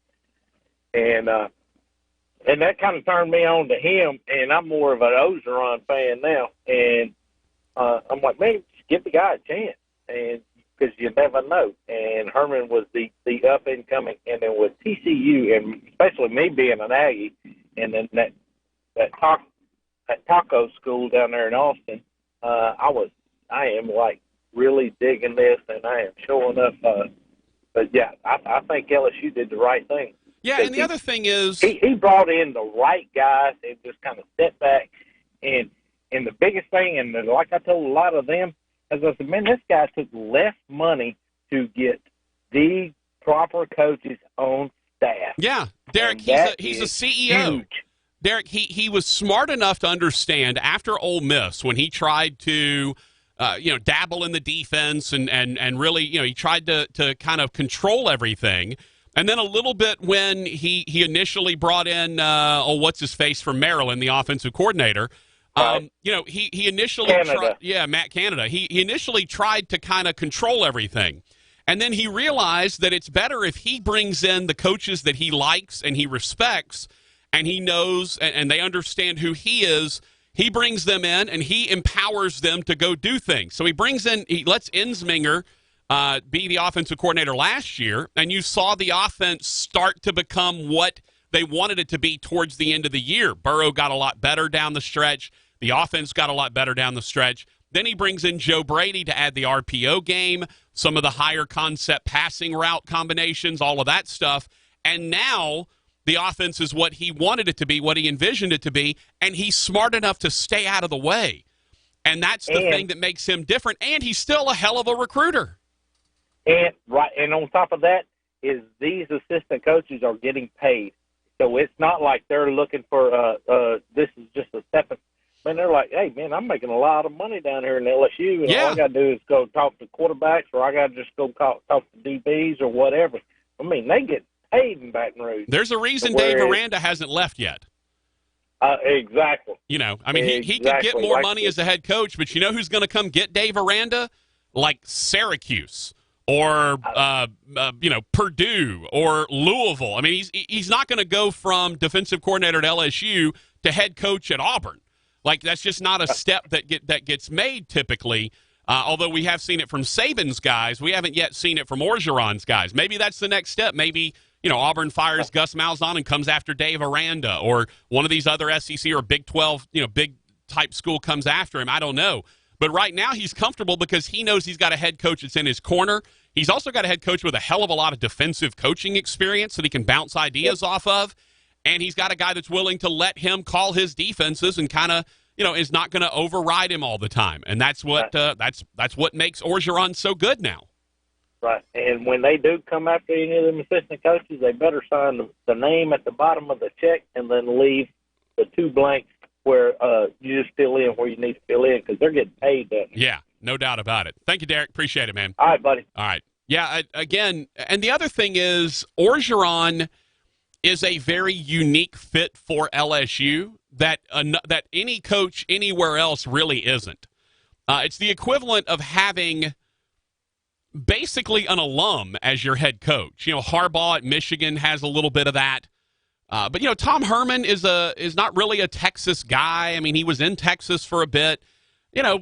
Mike Leach isn't a Wazoo guy. He's not from Washington or anything. Dan Mullen's not a Florida guy, though he did coach at Florida at one point. Saban's definitely not an Alabama guy, although, he's now basically Bear Bryant with a Coke bottle on a podium.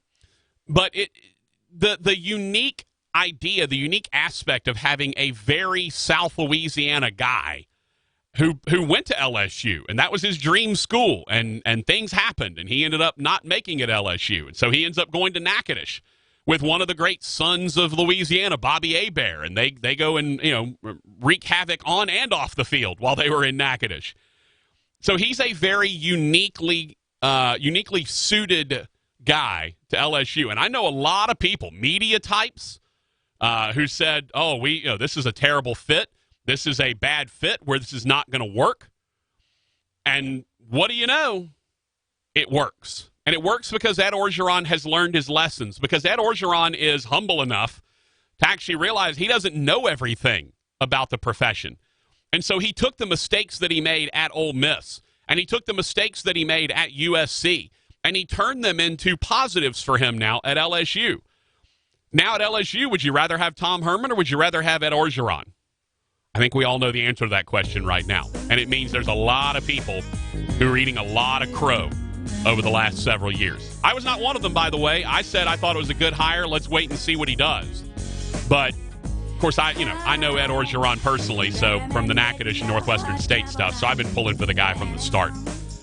Nevertheless, more text when we come back. Phone calls, 320-1130. The phone line, 657-0426. The text line. It's the Patrick Netherton Show, walking around naked in your living room.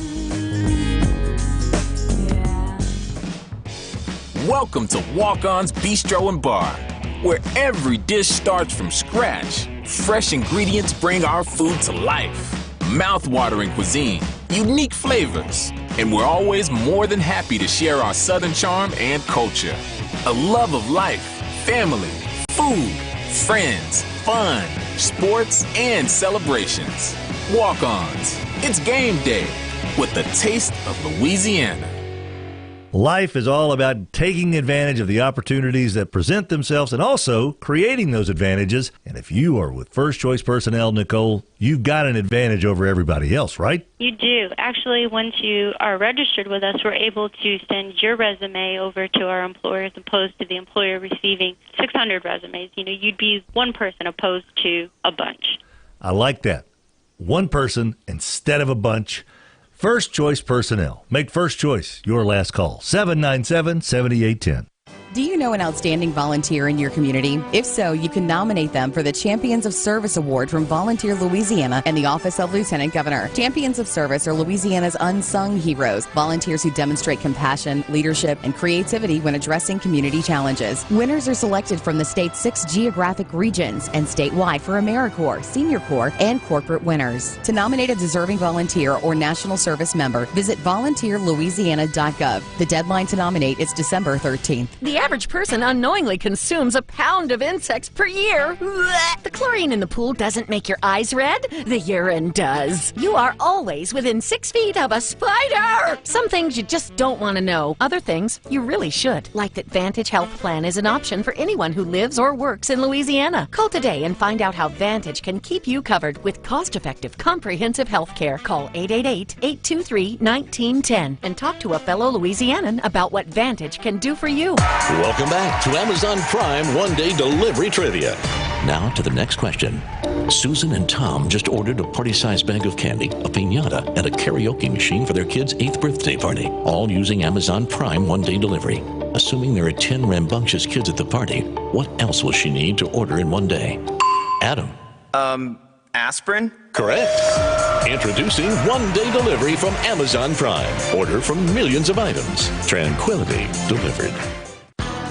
With the Capital One Quicksilver Card, you earn unlimited 1.5% cash back on every purchase everywhere. It's easy. That's just the way I like it. Oh, that's the way, I like it, That's the way, I like it, Woo! The Quicksilver Card from Capital One. What's in your wallet? That's the way, Capital One Bank, USA, NA. You check things all the time, like your email every 10 seconds, or your ex's Instagram. But what about checking something as important as your credit? Well, Discover makes it quick, easy, and best of all, free. Discover is now offering FICO credit scores to everyone for free, even if you're not a customer. And checking your score won't hurt your credit. We call it the Discover Credit Scorecard. And once you know your score, you should check to see if your current credit card is the best fit for you. Check your credit, compare your card. Go to discover.com/credit scorecard. Limitations apply.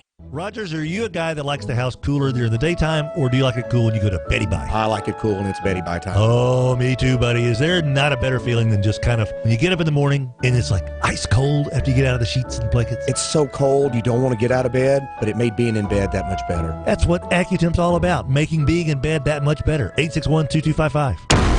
Don't put your life on the line when you dig. Do what the pros do. Respect the marks. Dig with care. And before you dig, call 811. Louisiana One Call. 1130 The Tiger, your home for LSU sports, powered by Jack Spring Electric. If it's LSU sports, it's on 1130 The Tiger. A good time is in the air. It's the Patrick Netherton Show.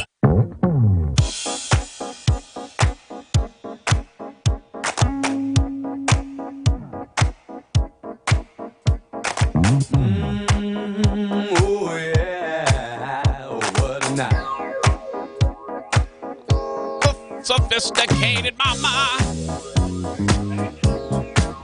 Patrick, yes. Lovett's. This is the only. It's funny, I can only hear John Lovett sing this song now, too. Sophisticated mama. Who actually sang this? Kool and the Gang. That's what I was going to guess. That reminds me of, Oh, what a night. I just want to be that guy. The Patrick Netherton Show, 1130 The Tiger. There was a commercial where they came in and they're like, it was a 70s night or something, and it was actually a bunch of old people, and they thought they came in like in disco platforms and all that, but it was actually just a bunch of septuagenarians. All right, let's get back to the text line at 318-6570-HAM, 318-657-0426. Your thoughts there. You can also call us at 318-320-1130. Your thoughts on LSU Auburn. We'll talk a little bit more. We'll break. I still haven't gotten to what Kevin Steele was able to do in his defensive, interesting defensive fronts and really what they did in the back end was the most interesting thing, and how LSU ultimately ended up adapting to that. We will also discuss. We got to discuss at some point the Saints game. I'm all over the place. I've been working on like 7 hours sleep the last 2 days. The Saints game, we haven't even gotten to that yet. And what a huge mistake it was for Sean Payton to go ahead and start Drew Brees. I mean, what a terrible decision that guy made.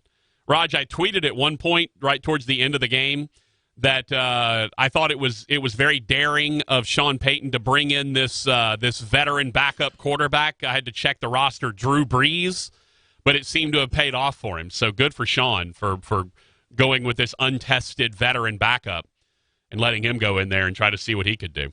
318 said, I listened to the radio broadcast and turned the TV sound down low. My radio broadcast comes about 7 or 8 seconds before it happens on TV. Yeah, again, if you're listening on real terrestrial radio, it's always going to be ahead of the television. That's why I always say listen on the app. LSU app, or for obviously if you're listening to an LSU game here, listen to the 1130, the Tiger app, download that and listen to it that way, because that gives you the delay you're looking for, where you can actually sync the television and the radio up at that point. Captain Insano said, what fans are tired of is not Danielson's knowledge of the calls and how he sees the game. It's his praise of Saban and Bama the whole game in the downtime. He's as bad as freaking Feinbaum. Yeah, you know why he praises Saban and Bama? Because they just keep winning national championships. What is he supposed to say? Well, this Saban guy is terrible. And when they're winning 29-0 over LSU, what is he supposed to say? Well, this LSU team's playing really well. Now, this year looks like it's going to be a different story. The game looks like it's going to be a lot more competitive. But what do you say? I mean, it's the same thing with Tom Brady. Raj, I don't necessarily like Tom Brady. I'd love to go on the show and talk about how terrible Tom Brady is, but I can't. The dude's won 6 Super Bowls.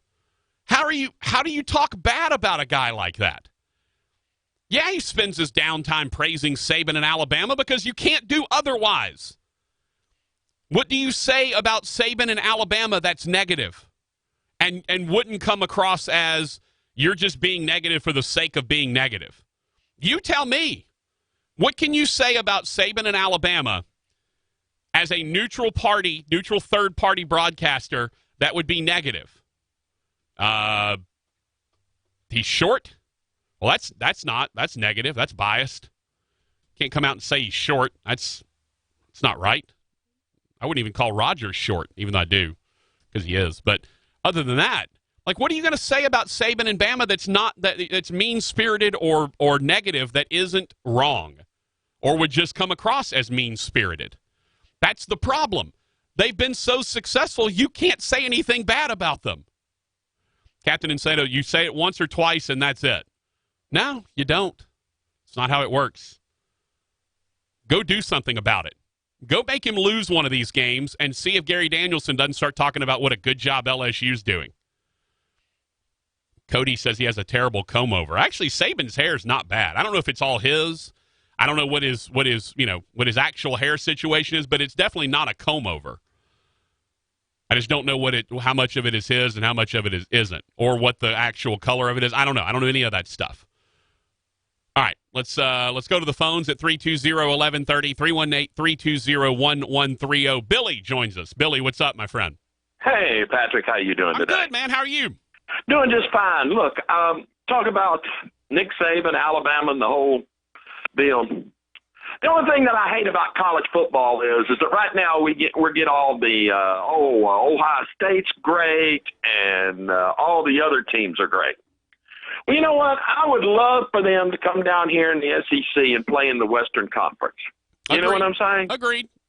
I don't disagree with that. Although, let's be honest, Mississippi State, Ole Miss, and Arkansas ain't putting up a fight with anybody.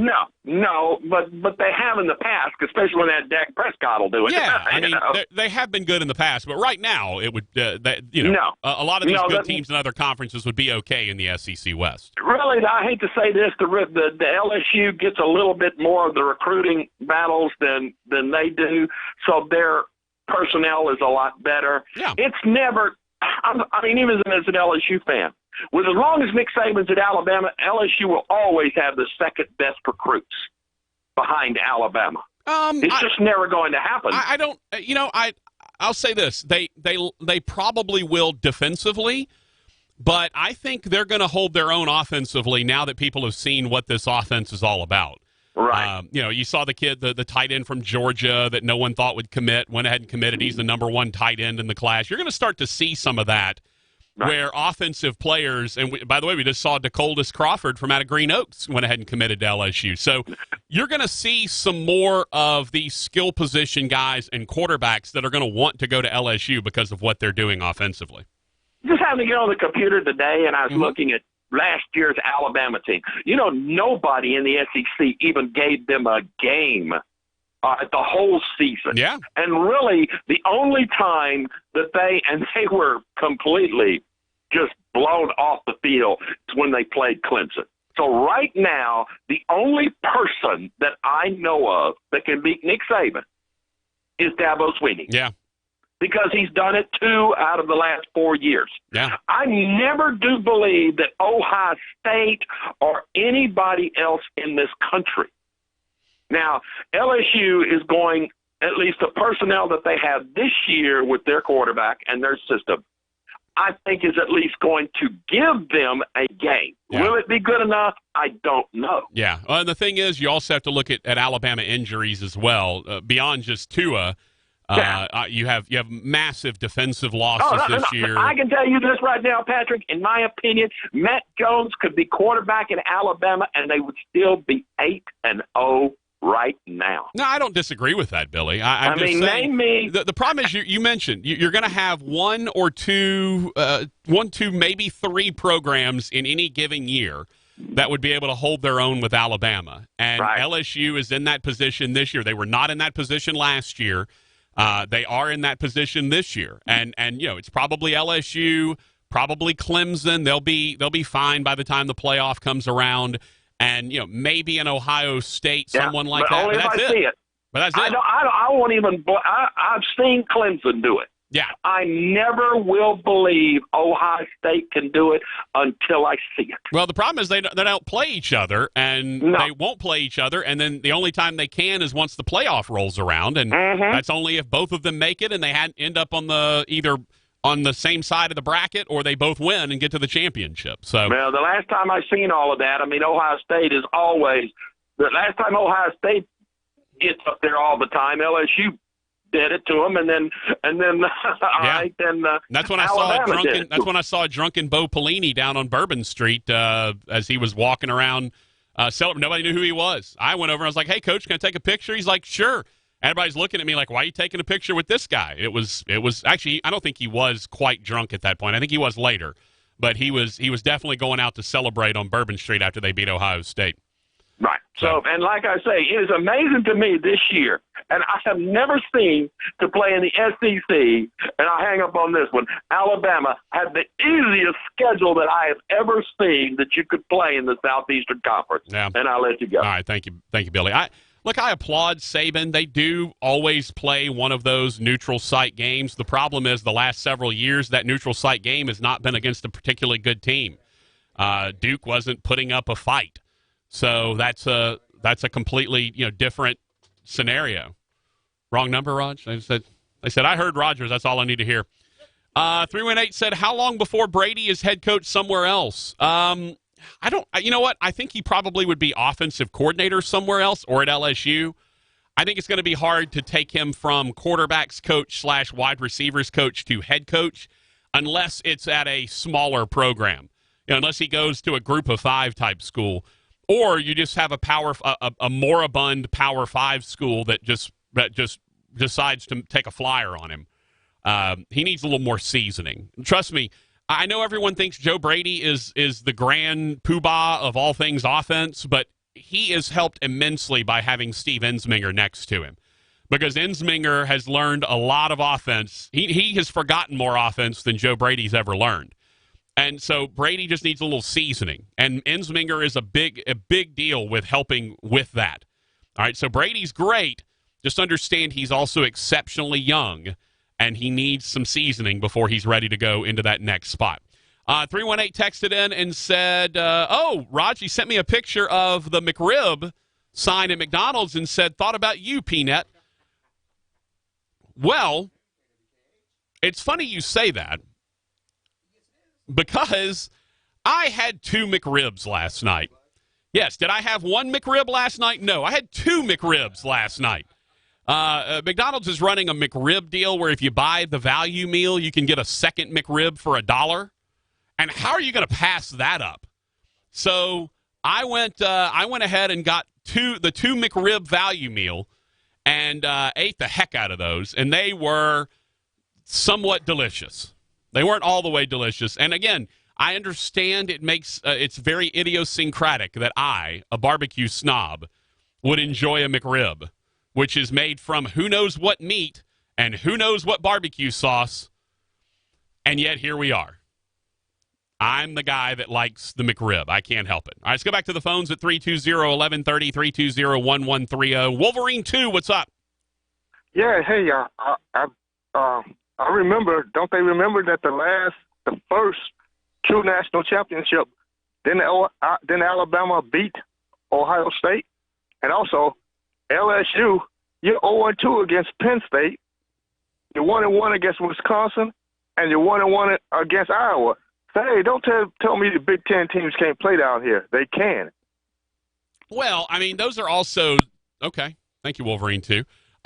Those are also some extenuating circumstances. I believe almost all of those were bowl games. I think. I mean, the Iowa game was that was the bowl where in Orlando, where the field was coming up in chunks. Most of those are bowl games. I don't put a lot of stock in bowl results. I'm number one, Raj, and you know me. You've been with me long enough. I'm the number one opponent of thinking that bowl results matter, and that bowl results are somehow a referendum on, the SEC went 3-6 in bowl games. They're terrible. No, bowl games are not a referendum on conference strength. They never have been, and they never will be. Kachu said, all I can think of with that song is The Wedding Singer. Yeah, we were just talking about that with John Lovitz. Coop said, talking about Gary Danielson, he doesn't have to talk about Bama when they aren't even playing. Well, I mean, what other storylines do you have in the SEC? He can talk about LSU this year, but do you really want to talk about Georgia or Florida or anything going on in the East? I mean, the East is a bit of a dumpster fire. It's not great. Captain Insano says, not how perfect they are the whole game. I'm not saying it's wrong. I'm saying that's what people don't like. Never what the other team does well at all. I've not heard any of that in Danielson's games. Maybe it's because I'm coming from it from a different angle. I don't know. Finch said the only negative thing you could say about Saban is he couldn't make it in the pros. That's something negative, but sure, yeah, it's about all you got. He wasn't a very good pro coach. 318 says the problem with Danielson is not that he praises Alabama and Nick Saban. The problem is he never stops. He should save all that praise, or at least most of it, for when he is doing an actual Alabama game. Again, what do you have to talk about in the SEC? The bottom 3 teams in the West are hot garbage. The East is just a bit of a dumpster fire all the way around. You basically have this year Alabama and LSU to discuss. That's about it. So, yeah, when the game's going on and they start talking about the SEC, he's going to start talking about Alabama. And you want to hear – here's the part that most people don't know, Raj, and here's a little lesson for you in television. Do you know who drives 99% of what you talk about during breaks and coming out of breaks and during a 30-second timeout? The producer. The producer is the guy who's calling for the graphics. He's the guy that's calling for, let's talk about this. We have this storyline to discuss. Gary Danielson is doing the in-game analysis when during the various plays, he's actually going through and discussing the various plays. But when they flash a graphic, LSU is this versus Bama, that's not Gary Danielson doing that. That's the producer doing that. And Gary Danielson's job at that point is to follow along with what his producer says. The producer is the quarterback of a television broadcast. All right? Brad Nessler and Gary Danielson do the play-by-play and the color, and they're calling the game. But when it comes time to talk about other issues, it's the producer who's calling for all of that. It's not Danielson, and it's not Nessler. It's the producer. All right, we need a break, don't we, Raj? There we go. It's the men in the box, technically the men in the truck, who are responsible for what goes down during that broadcast. So if Gary Danielson starts talking about Alabama during a broadcast, chances are the producer's telling him to do it. Just remember how this all works. The producer's the quarterback. It's the Patrick Netherton Show.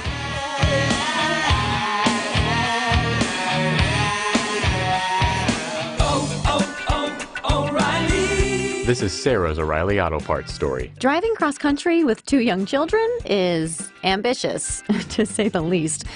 Then our check engine light came on. We pulled into O'Reilly Auto Parts and they tested it. Turned out it was a faulty sensor. They referred us to a great mechanic just down the street, and we were back on the road in no time. O'Reilly Auto Parts.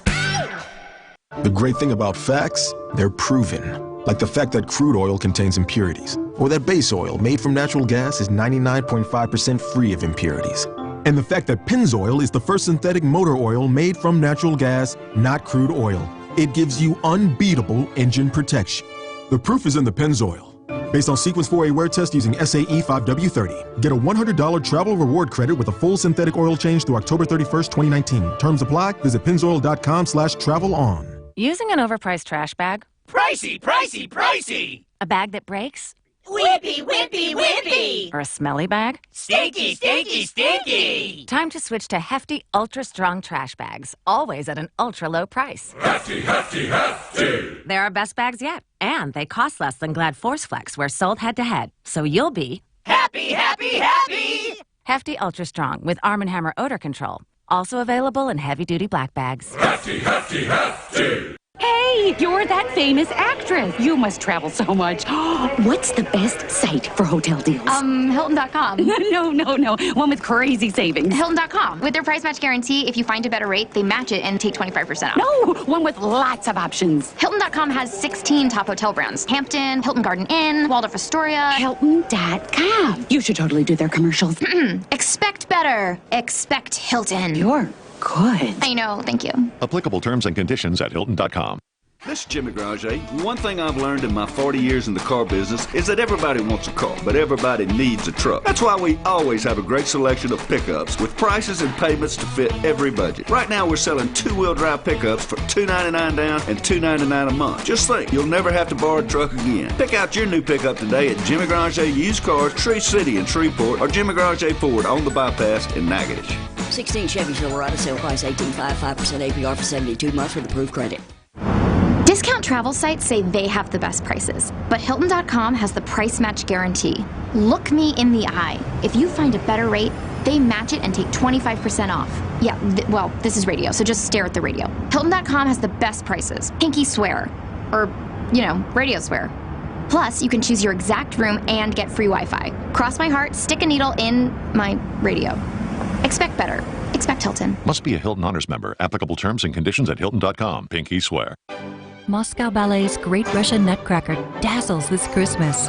Bring the whole family together for the original holiday tradition. Step into a simpler time filled with sweet dreams and spectacular magic. Save up to 20% on tickets with promo code GLOW at nutcracker.com. It's back and better than ever.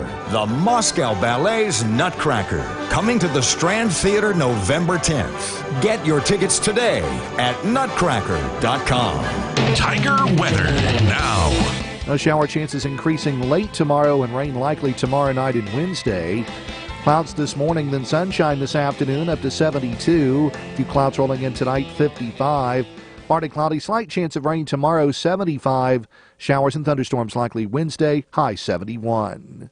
Richard Wedding in the Weather Channel. 11:30 The Tiger, Shreveport's home for sports. Welcome you back to the Patrick Netherton Show right here on 11:30 The Tiger. Ooh, I wasn't prepared for all the Danielson hate, man. And I know, and I understand, I get it, right? People think Joe Buck's, people think everybody is biased in some way. Everyone thinks everyone's biased in some manner. I had one text, Raj, that I don't know if I didn't get to, or I may still be to come. But yeah, I get it. Everyone thinks everyone has some sort of inherent bias, but we don't. When I go call, like this week, Raj, Friday night, I'm calling a Woodlawn North DeSoto game. I don't care who wins. I just want to have a good game. I want it to not be a blowout. I want it to be good until the end. We had the Manny North DeSoto game, which was great down to the very end. It was an exciting game. That's what I want. Any neutral broadcaster who goes into a game, and look, at Northwestern, I want Northwestern to win every single game they play because I am A, paid by Northwestern, and B, I know the coaches. I'm good friends with these guys. I'm with them day in and day out, road trips all the time. I want them to win because that matters to me, and I'm also paid by them. But when you're the neutral site guy, you don't care who wins. And you praise, you know what you praise? You praise people who do well. And when you're in a television broadcast of that nature, you're not the one running the show when you're in the booth. You're following along with the producer. The producer's telling you, all right, let's talk about this storyline. All right, let's talk about this. I'm going to flash this graphic, discuss this. Right? That's the producer's job. He's the one. He's the head coach of the broadcast. I shouldn't have said quarterback. I should have said head coach. He's the head coach of the broadcast. All right, let's go to the text line, 318-657-0426. 903 said, is Billy actually Gary Danielson? I don't think so. Jeff says, wait, didn't the Bucks crush Bama a couple of years ago? And remember Spurrier in the 90s, when he got out of the defense, they became dominant. Same story. Yeah, to some degree, it's the same story for Ed Orgeron. When he realized that he could do a better job as a CEO and hire great coaches to go with him, that's when he figured out that that's the secret to having a good squad, and he got out of the way. And I don't remember, did Alabama lose to Ohio State a couple of years ago? I honestly don't remember. My memory's terrible. Bama Doug said, this is what the Bama Nation wants, is to be taken lightly because of the schedule. No matter who wins, there's a chance that they will both be in the championship tournament. True. He also said, Hambone rocking the disco. Coach O is the perfect fit at LSU, come a long way from tearing off his shirt and challenging the players to a fist fight. Yeah, Coach O doesn't rip his shirt off anymore. All right, yo. No, his shirts are free now. He doesn't pay for anything when it comes to wardrobe. All right, let's go to Paul on the phone line at 318-320-1130. What's up, Paul? Yeah, real quick, great call at the end of the Northwestern game. Thank you, I appreciate it, man. That was fun to listen to, by the way. So that's what it's about right there. My question is what's the score LSU can lose by and win out, and Alabama win out and still make the 4-team playoff? I don't know that there's a score in particular. I mean, obviously you don't want to go lose 42-0. But I think if it's a reasonably close game, I think then it becomes, what does everyone else do? Does the Big Ten find a way to get Ohio State in, or perhaps someone else actually challenge them and knock them off? Does Oklahoma recover? Is Baylor an actual serious candidate to get to the college football playoff? What happens in the Pac-12? What happens in the ACC? Is anybody other than Clemson going to knock them off? There's a lot of other stuff that has to go on before we can determine. What you really want is three absolute locks for the three playoff spots. You want a Clemson, whoever wins the SEC, let's say Alabama wins the SEC championship game. You got Clemson, SEC championship game winner, assuming it's Bama, and Ohio State. All right, there's your three locks. Now what you want is either everyone else, Big 12, Pac-12, to have at least two losses, or you want them to have one loss, but their one loss be worse than LSU's, which would be to Alabama, in which case LSU gets in. That will be the deal, though. Yeah. LSU will not have a worse loss. Correct. They lose to, they're out. I mean, Right. there's no doubt about No, that. absolutely. But here's the thing. If they lose 42-7 to Alabama, That's right. now you're going to start running into some problems because the committee has shown they do not like blowout losses. You saw what they did to Ohio State when they got run by Wisconsin in the Big Ten championship a couple of years ago. You know, the committee will not accept blowout losses. But if you lose close to Alabama, you go the rest of the way. Bama goes in and wins the SEC title game. Then, yeah, I think Bama and LSU both get in that regard.